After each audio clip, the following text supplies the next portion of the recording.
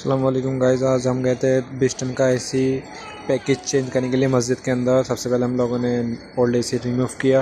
Remove करने के बाद हम लोगों ने क्रेन लगाया और क्रेन लगाने के बाद हमने पुराना एसी नीचे उतारा और नया वाला हमने जल्दी से जल्दी किया क्योंकि सिक्योरिटी का काफ़ी इशू था और क्योंकि परमिशन के बिना हम लोग काम कर रहे थे तो ज़्यादा डिफ़िकल्ट था और ये काफ़ी हेवी भी था। ये 1200 kg था।